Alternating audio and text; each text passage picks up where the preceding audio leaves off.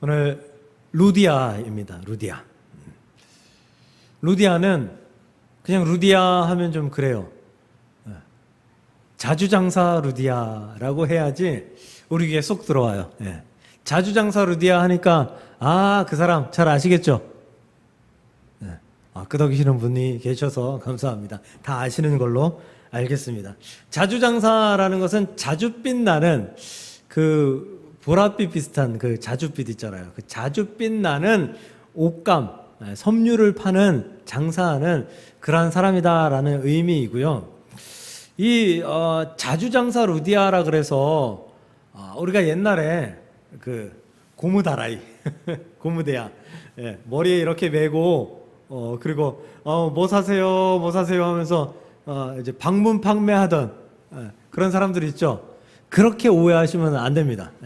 그렇게 판매하며 다니는 사람이라기보다는 자주장사, 그러니까 자주 옷감 사업을 했던 사람으로 이해하시면 될 것 같습니다. 그러니까 그런 어떤 구멍가게 아니면 아주 소상공인 뭐 이게 아니라 그래도 어느 정도의 규모가 있는 그런 사업을 한 사람 루디아라고 생각하시면 될 것 같습니다. 그래서 그녀는 매우 부유했습니다. 괜찮았어요. 그리고 그녀의 부유함으로 유추해 봤을 때 그녀는 그래도 어느 정도의 규모가 있는 사업을 했을 것이다. 그래서 사회적으로 지위가 어느 정도 있었을 것이다. 이렇게 유추가 됩니다. 왜냐하면 자줏빛 옷감은 지금으로 얘기하면 명품이었거든요. 이 자주 색깔은 자주 그 물감이라고 그래야 되나요?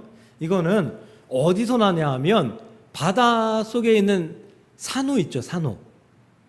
그 산호에게서 얻는 그런 염료로 가지고 그래서 자줏빛을 낸다고 해요. 지금은 어떻게 되는지 잘 모르겠지만 그때는 그랬대요. 그래서 이 바닷가에 있는 곳에 그런 자줏빛 그 염료 공장들이 있었고, 그리고 이 염료가 아주 귀해서 굉장히 비싼 가격에 팔렸다라고 해요.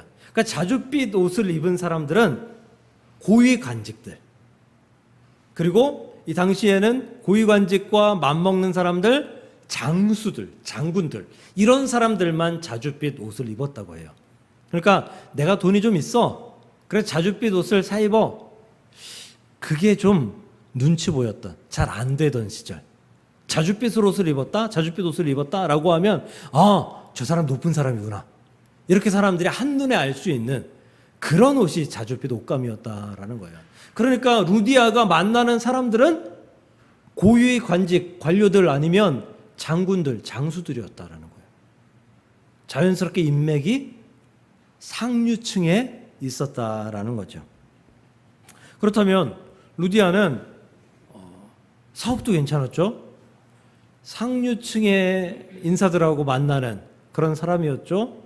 사회적으로 어느 정도의 부유함도 있었죠. 지위도 있었죠. 보장된 인생이었다라는 거잖아요. 아무것도 안 해도, 더 이상 아무것도 안 해도 보장된 인생이에요.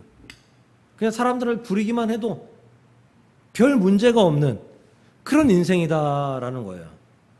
지금으로 말하면 그래도 중소기업의 그 어려움을 좀 벗어난 탄탄한 그런 기업의 사장님 정도? 그런데 그런 그녀가 예수를 믿습니다. 많은 분들이 예수를 믿는데요. 예수를 믿는 건 두 단계예요. 하나는 교회 나오는 것. 두 번째는 정말 예수님을 마음속으로 영접해서 구원을 얻는 것. 그런데 이 정말 마음속으로 영접해서 구원을 얻는 과정 가운데에는 많은 분들에게 이러한 어떠한 계기가 필요한데 그 계기는 바로 어려움이에요. 고난이에요. 고통, 아픔이에요. 그래서 그 고난들을 겪어내면서 기도하면서 예수님을 만나고 그리고 확 뒤집어져서 그 이전의 삶과 완전히 바뀐 삶을 살아가는 그런 모습들을 우리는 경험하고 바라봅니다. 그런데 루디아는 지금 그럴 만한 사정이 없어요. 고민이 없어요. 걱정이 없어요. 그런데 예수를 믿었다라는 거죠. 이건 하나님의 은혜, 하나님의 역사가 아니면 설명되지 않습니다. 아무 문제가 없는, 지금 교회가 사람들이 점점 줄어들고 그리고 교회를 떠나고 또 교회로 유입되는 사람들이 적은 이유는 우리나라가 아주 잘 살기 때문이에요. 걱정이 없기 때문이에요. 걱정이 있어야 누군가에게 매달리고 기도하지, 걱정이 없으니까 기도하던 사람들도 기도하지 않게 되고 기도의 필요성을 느끼지 않게 되는 그런 삶을 살다 보니까 교회가 비게 되는 그런 모습을 갖잖아요. 루디아는 걱정이 없어요. 문제가 없어요. 예수를 믿을 별다른 이유가 없었다라는 거예요. 더구나 그녀의 고향은 두아디라 지방이에요. 두아디라. 이 두아디라 지방은 유대교나 예수님과는 전혀 상관없는 지역이에요. 전혀. 유대교를 믿을, 그리고 유대교에서 파생됐다고 이야기를 해야 되나요? 어쨌든 유대교로부터 시작해서 분리된 기독교, 이 기독교를 믿을 어떤 계제가 전혀 없었다라는 거죠. 오히려 이방신들을 섬길 만한 그런 기회들이 더 많은 그 사람이 바로 루디아였다. 예수가 없어도 행복한 삶을 살고 보장된 삶을 살아갈 수 있었던 루디아. 그런데 그 당시에 사람들의 핍박의 대상이 되고 조롱의 대상이 되고 비판의 대상이 되는 예수교, 예수쟁이, 기독교를 믿게 되는 것은 엄청난 모험이었다라는 것이죠. 오늘 그 루디아가 어떻게 모험을 했고 그 모험을 하면서 어떤 모습들을 우리에게 보여주었는지 우리가 보고 들으며 은혜 받는 귀한 시간이 될 수 있기를 주님의 이름으로 간절히 축복합니다. 오늘 이 말씀의 배경의 지역이 어디죠?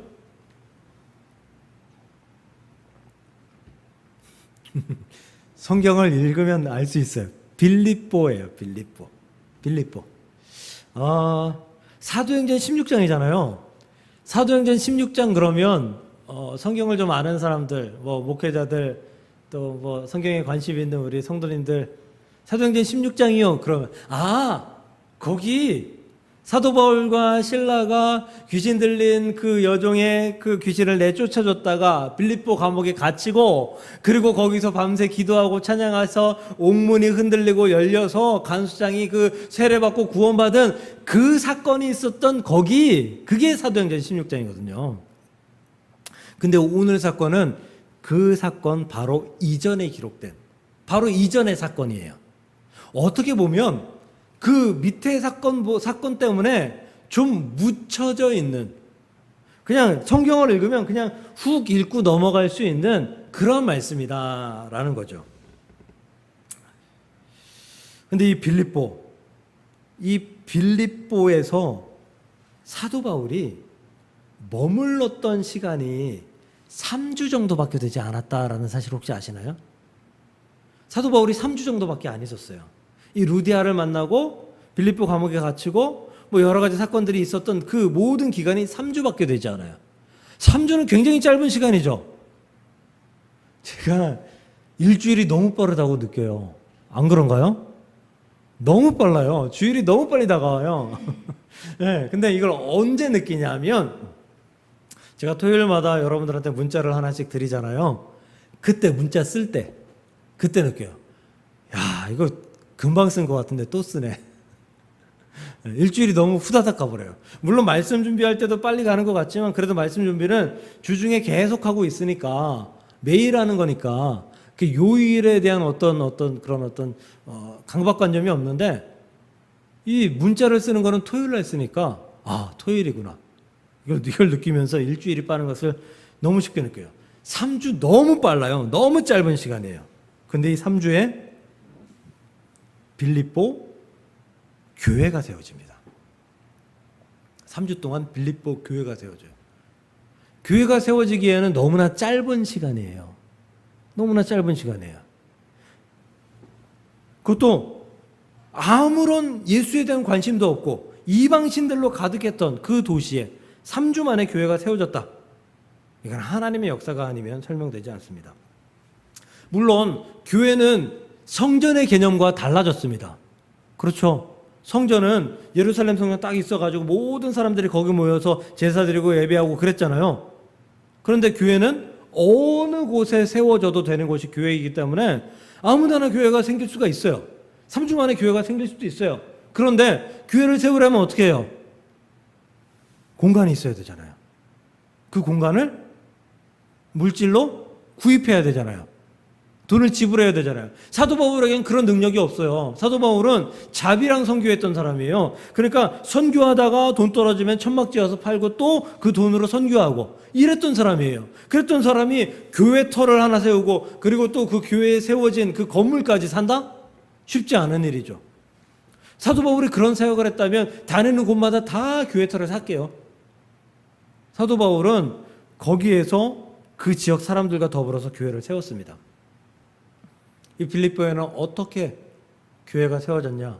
여러분들이 잘 알듯이 루디아가, 자주장사 루디아가 자신의 집을 교회로 내어주면서 빌립보 교회가 세워진 줄 믿으시길 바랍니다. 예수와 아무런 상관이 없었던 사람이 3주. 근데 3주라고 얘기했잖아요. 근데 오늘 성경 보면 수일 만에라고 이렇게 기록되어 있거든요. 그러니까 이 사건들이 이렇게 있고 며칠이 지난 이후에 빌립보 감옥에 들어간 사건이 생긴 거예요. 그 얘기는 뭐예요? 루디아를 만난 이 시간, 그 수일 동안 교회가 세워졌다라는 거죠. 그 수일 동안 루디아가 집을 교회로 내어주었다라는 거예요. 이게 쉬운 일입니까? 그때 당시 사람들의 믿음이 강력해서 충분히 그렇게 할 수 있지. 아니요, 그렇지 않습니다. 아나니아와 삽비라, 이 사람들은 자신의 것을 팔아서 자신의 것 주머니를 채우고 그리고 나머지를 하나님께 드리는, 자신의 것을 완벽하게 드리는 일을 하는 일은 하나님 밑에 있는 사람들도 쉽지 않았던 일들이에요. 그런데 루디아는 믿은 지 며칠 만에 자신의 집을 내어 주었다라는 것이죠. 사랑하는 성도 여러분, 시간은 그렇게 중요하지 않습니다. 시간 중에 무엇이 중요하냐? 지금이 중요합니다. 루디아는 지금 자신의 집을 예수 믿은 지 얼마나 되든지 아무 상관없이 지금 자신의 집을 빌립보 교회로 내어주고 있다라는 것이죠. 지금이 중요합니다. 지금. 사역 중 전도가 가장 어려운 것 같습니다. 전도하는 게 가장 어려운 것 같아요. 예수 믿으세요 외치면 하나님 나라가 정말 하나님의 역사가 넘쳐나서 그 예수 믿으세요라는 말을 들은 사람들이 교회로 몰려올 것 같은데 그런 역사가 일어나지 않아요. 예수 믿으세요라고 하면 너나 믿으세요 하는 사람들이 훨씬 더 많은 세상에 살아가고 있습니다. 올해 4월 3일 서울 지하철 1호선 하행선 구간 중에서 한 열차가 사람들을 태우고 그리고 정차한 채 문을 열고 출발하지 않은 사건이 있었습니다. 아무런 문제가 없는데 출발하지 않았어요. 기관사가 이렇게 안내 방송을 합니다. 열차 안에서 전도 활동하시는 분 당장 내리세요. 네. 열차 안에서 전도한다고, 전도 소리 들린다고 내리라는 거예요. 내리지 않으면 출발하지 않겠다라는 거죠. 열차는 계속 멈춰 있었습니다. 그리고 재차 안내 방송이 나옵니다. 얼른 내리세요. 안 내리면 출발 안 합니다. 결국 전도자는 열차에서 내렸답니다. 좀 씁쓸하죠. 네.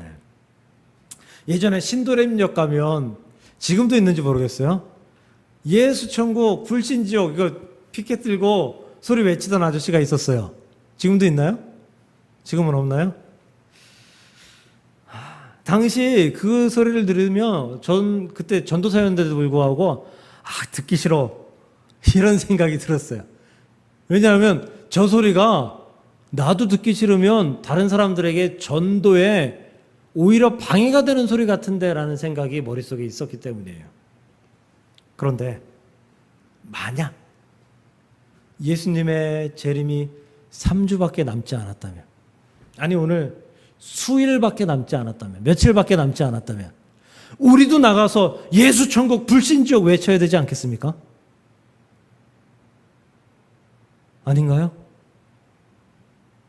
얼마 남지 않았다면 그 시간 동안 우리가 해야 될 일은 복음을 전하는 일, 그것 한 가지 외에 무엇이 있겠습니까? 예수 천국 불신지옥 전도자의 발길은, 전도자의 외침은 바로 지금 이 순간 해야 된다라는 것이에요. 사도 바울은 언제라도 오실 예수님을 묵상하며 긴박하고 간절한 마음으로 전도했고, 루디아는 그 전도를 들었고, 루디아는 그 긴박하고 간절하다라는 마음으로 똑같이 자신의 집을 빌립보 교회로 내어주었다라는 것입니다. 다음에 교회에 터가 생기면 교회를 세워야지가 아니라 지금 당장 교회의 터를 단단하게 세울 그 시간까지는 우리의 집이 빌립보 교회다 라고 생각하며 하나님께 드리는 루디아의 모습, 지금 당장 전도하고 지금 당장 헌신하고 순종하는 그런 루디아의 모습을 닮을 수 있는 저와 여러분들 될 수 있기를 주의 이름으로 축복합니다. 예수님께서 마귀의 시험을 물리치고 하신 처음의 말씀이 마태복음 4장 17절입니다. 이때부터 예수께서 비로소 전파하여 이르시되 회개하라, 천국이 가까이 왔느니라. 사도 베드로가 베드로후서 3장 10절에 그러나 주의 날이 도둑같이 오리니, 요한계시록 22장 20절 내가 진실로 속히 오리나 하시거늘. 예수님은 지금 2000년이 지나긴 했지만 지금 당장 언제라도 지금 이 순간에도 다시 이 땅에 오실 수 있는 분이 예수님이라는 사실을 믿으시고 지금 당장 전도하시고 지금 당장 순종하시는 저와 여러분들 될 수 있기를 다시 한번 축복합니다. 그리스도인은 그리스도에게 순종하는 자입니다. 믿으십니까? 그런데 더 구체적이어야 합니다. 방금 말씀드렸듯이 지금 순종하는 모습을 보여야 된다라는 거예요. 제가 예전에 전회교회에 있을 때 한 집사님께 집사님 내년에 구역장 좀 하시죠? 라고 부탁을 드렸어요. 그랬더니 이 집사님이 올해 아이가 6학년이고 내년에 이제 중학교를 내년에 6학년이고 후년에 중학교를 가게 되는데 애가 중학교 가면 할게요. 1년을 미루셨어요. 그래서 제가 집사님에게 그 다음에 저도 집요하죠. 그 다음에 그 집사님에게 집사님 애 중학교 가면은 저 구역장 하신다면서요. 내년에 구역장 좀 하시죠? 라고 했더니 집사님이 애가 중학교 가면 할 일이 그렇게 많다네요. 아유 고등학교 가면은 너무 힘들다네요. 그러니까 고등학교 졸업하면 갈게요. 고등학교 졸업하면 구역장 할게요. 6년을 미루더라고요. 제가 누굽니까? 6년이 지난 후에 또다시 갔습니다. 집사님 이제 졸업하는데 구역장 하셔야죠. 이번에는 목사님 남편의 교회 나온 지 얼마 안 됐는데 남편의 교회 잘 적응하면 그때 할게요. 에라이 그분이 제가 그 교회에 13년 14년 정도 있었거든요. 제가 나올 때까지 봉사 안 하셨어요. 아마 지금 물어봐도 안 할걸요. 그럴 가능성이 높아요. 지금이 결단하기 가장 쉬운 때입니다. 지금 받는 권면이 하나님께서 내게 하시는 명령입니다. 지금 순종해야 됩니다. 지금 안 한다고 하면 앞으로도 하기 어렵습니다. 제가 대학 시절에 밥 굽는 친구들이 꽤 있었어요. 요즘은 없죠? 그래서 저는 그래도 밥은 먹을 수 있었거든요. 월요일에 학교를 가면 식당에 먼저 갑니다. 식권을 구입을 해요. 종이로 된 식권. 일주일치를 구입을 해요. 그리고 이제 남은 돈으로 이제 다른 생활을 하는 거죠. 뭐 책을 사고 뭘 하고. 근데 이제 그렇게 하고 이제 남은 돈으로 하다 보면 남은 돈으로 할 수 없는 것들이 있으면 뭐 할 수 없이 미루거나 뭐 빌리거나 뭐 이렇게 해서 사용을 하면 되는데, 이제 그래도 밥 먹을 걱정이 없으니까 그래도 식권을 사 놓는 거예요. 근데 친한 친구 누가 밥을 못 먹는다더라 라고 하면 가만히 있을 수 있나요? 여러분 같으면 가만히 있을 거예요? 그 친구 기숙사 방에 가서 그 친구 책상 위에다가 식권 몇 장 갖다 놓고 어느 날은 그냥 뒷덜미 잡고 목 잡고 야, 나랑 같이 밥 먹으러 가자. 가서 같이 식권 내주고. 근데 문제는 그 나머지 돈이 남아 있어서 제가 주말에 그걸로 식권을 사서 밥을 먹으면 되는데, 문제는 돈이 하나도 남지 않아서, 제가 사역하던 곳이 고향이었거든요. 고향갈 차비 외에 남지 않아서 저도 밥을 못 먹을 때가 있었다라는 거예요. 근데 친구들이 제가 좀 그래도 깔끔하게 하고 다니는 편이었거든요. 그러니까 제가 밥을 못 먹을 거라고는 생각을 안 했나 봐요. 저한테 식권 주거나 밥 먹으러 가자는 친구는 별로 없었던 것 같아요. 이 이야기를 한 10년 후에 후배들한테 하면 후배들은 별 관심이 없어요. 별 관심이 없더라고요. 라떼는 별 관심이 없어요. 왜요? 지금은 자기들 앞에 있는 이 고민들이 더 중요하거든요. 선배가 10년 전에 밥 못 먹어가지고 굶었었다. 그렇게 공부했다. 그렇게 하면서 책 사고 그렇게 하면서 살았다. 선배들은 그렇게 살았다. 이 이야기는 자기들한테 중요한 얘기가 아니거든요. 그 이야기는 그냥 호랑이 담배 피던 시절 그냥 옛날 옛적 이야기일 뿐이거든요. 아무런 관심이 없어요. 지금 관심은 내 앞에 닥친 지금 내 문제, 지금 내게 닥친 이 문제를 어떻게 해결할 수 있느냐, 이게 중요한 거거든요. 우리는 지금 내게 문제가 중요하다, 내게 있는 이 문제가 지금 내게 중요한 것이다 라고 생각하면 이 문제에 매달리는데, 예수님은 지금 순종하라고 말씀하시는데, 예수님은 지금 순종해야 된다고 말씀하시는데, 예수님은 지금 우리에게 권면하시는데, 우리는 과연 지금 순종하고 있는지, 지금 결단하고 있는지, 지금 하나님 앞에 우리의 삶을 내어 드리고 있는지, 여러분들의 삶을 돌아보며 그리고 지금 결단하고 순종할 수 있는 저와 여러분들이 될 수 있기를 주의 이름으로 간절히 축복합니다. 마지막으로, 루디아는 사람 이름이죠.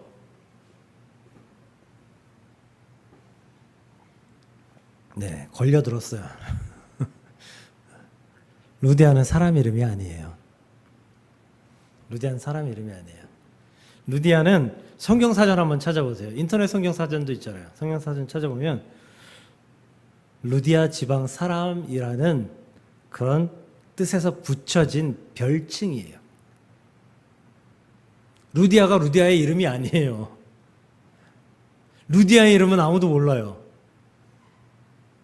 성경에는 뭐 수산나, 마리아, 마르다 여인들의 이름이 여럿 나오는데, 이렇게 하나님 앞에 헌신한 이 여인의 이름이 나오질 않아요. 그냥 루디아 지역의 여인, 이렇게 나와요. 지금 아마 루디아가 이것 때문에 서운해하고 있을지도 몰라요. 그냥 자신의 의도가 아닌 그냥 사람들 때문에, 이 누가 때문에 이 이름 없이 빚도 없이 헌신하게 된 사람이 루디아가 된 거예요. 제가 전회교회 처음 들어가서 교구와 함께 청년부를 맡았습니다. 한 청년이 와서, 목사님, 우리 청년부 모임이 토요일 몇 시고요, 그리고 중고등부실에 오시면 돼요. 이렇게 말하더라고요. 그러니까 중고등부실에 토요일 5시면 5시 그때까지 오라는 거예요. 그러면서 하는 말이, 작년까지는 제1청년회, 제2청년회, 그러니까 제1청년회는 대학생들, 제2청년회는 직장인들 해서 나뉘어져 있었는데 올해부터는 하나로 합쳐서 예배 드릴 거예요 라고 말하더라고요. 그래서 부푼 기대를 가지고 부푼 꿈을 안고 토요일 5시에 중고등부실에 청년부 예배를 드리러 갔습니다. 그런데 거기도 이런 의자가 있었거든요. 이렇게 예배당이 있었거든요. 예배당이 안 앉고 삥 둘러 앉아 있는 거예요. 몇 명이? 5명이. 5명이요. 그 교회가 한 300명 모이는 교회거든요. 근데 청년이 5명 모여 있어요. 아, 나도 낚였구나. 나도 걸려들었구나. 그 얘기, 300명 모이는 교회에 청년회 5명 있다는 얘기는 청년회 활동이 없었다는 얘기예요. 안 했다는 얘기예요. 청년회 이거 유야무야 이거 활동도 없었다는 얘기예요. 그냥 지들끼리 좋아하는 친구들끼리 그냥 5명이 모여가지고 왔다 갔다 했다 이 얘기예요. 충격받았어요. 당황스러웠어요. 그래도 어떻게 해요? 열심히 해야죠. 8월쯤 되니까 한 25명 정도 모였어요.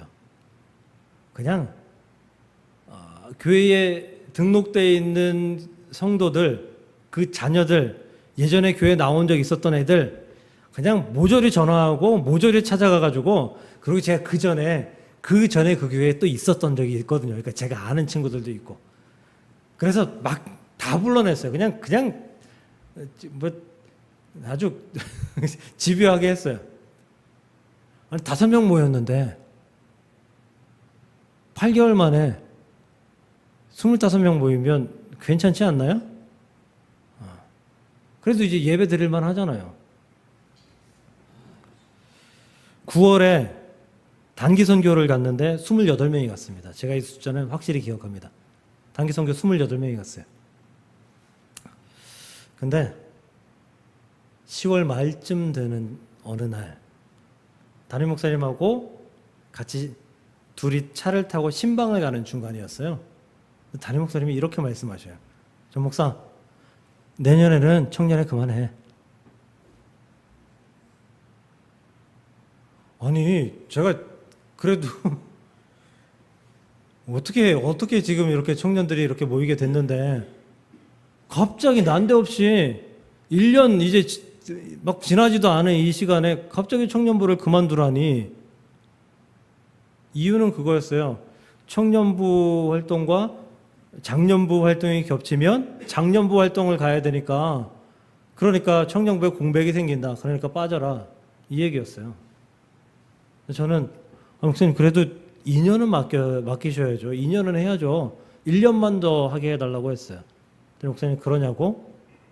일단 알았다라고 하셨는데 11월 달에 또다시 불러서 말씀하시기를 그만해야겠다라고 말씀하시더라고요. 당회를 했는데 아마 당회에서 그런 이야기들을 했던 것 같아요. 서운했죠. 서운했어요. 많이 서운했어요. 그 다음에 봄, 한 3월 됐나요? 5월 됐나요? 정확히 모르겠는데 교육부 장로님이, 제가 사무실에 있는데 그 교회는 출석 인원들을 이렇게 부서별로 쭉 해가지고 매주 이렇게 붙여놓거든요.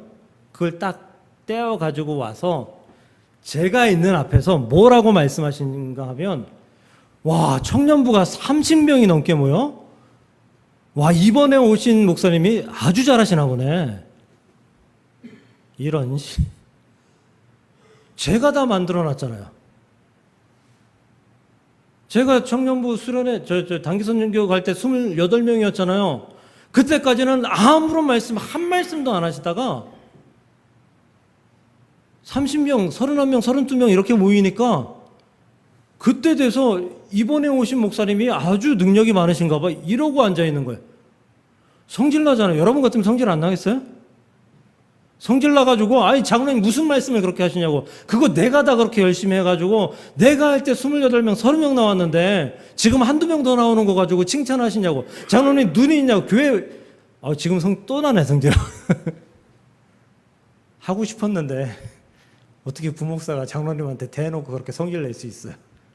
아무 소리도 못하고 그냥 속으로 성질 냈죠. 성질 나더라고요. 서운하고 성질 나고. 저도 알고 있어요. 제가 수고를 했지만 일하신 분은 하나님이시고 때가 그랬기 때문에 그랬고 영광 받으실 분도 하나님이셔요. 근데 지금 그 장로님으로부터 높이는 영광은 하나님이 아니라 그 새로운 목사가 받고 있잖아요. 새로운 청년부 목사가 받고 있잖아요. 그러니까 성질이 나는 거죠. 우리가 수고했는데, 헌신했는데 알아주지 않으면 서운합니다. 막 머리를 들이밀면서 내가 수고했다고 그렇게 칭찬해달라고 막 그럽니다. 루디아는 자신의 이름이 제대로 기록되지 않았음에도 불구하고 계속해서 헌신했습니다. 세상 제일 무서운 게 섭섭한 거예요. 서운한 거예요. 어떠한 말도 섭섭한 서운함은 해결할 수가 없어요. 그런데 그것에 휘둘리지 않고 헌신했던 여인이 루디아였다라는 거예요. 아마 여러분들이 하나님께서 전도해라, 순종해라, 아니 다음에 말고 지금 해야 된다, 지금 내놓아라 말씀하셔서 순종하시고 헌신하시고 주님께 온전히 충성하셨을 때 아무도 몰라줄 수 있어요. 그러나 하나님은 아십니다. 하나님은 기억하십니다.